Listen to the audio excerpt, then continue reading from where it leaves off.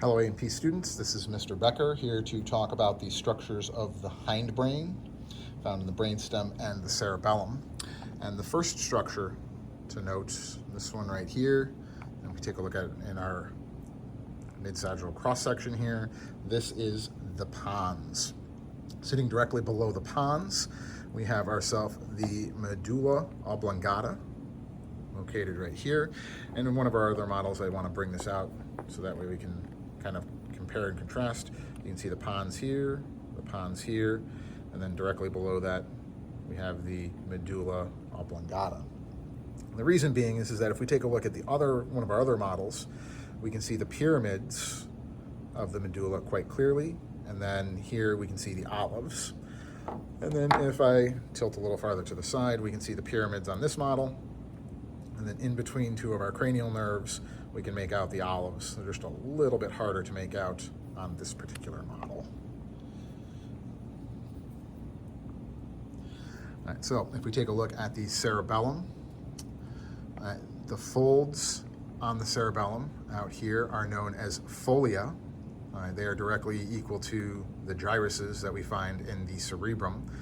So you can see all of the folds of the folia out through here. And the reason that they get the name the folia is because all of the tracts of white matter that run through the cerebellum come together in this tree-looking structure known as the arbor vitae. The arbor vitae running through here. The folia and cross-section look like leaves on a tree, so hence the reason why we call them the folia. And you can see they all come together here, and then sitting directly anterior to the end of the arbor vitae is the fourth ventricle that separates segments of the brainstem from the cerebellum on the posterior.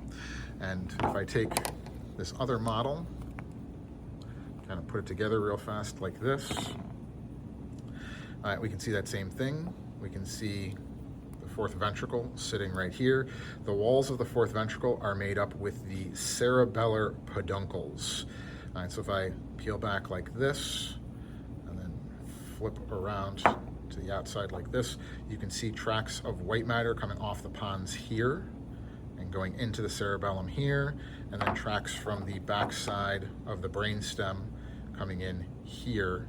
So this and this are examples of the cerebellar peduncles, tracts of white matter that are going to join segments of the brain together.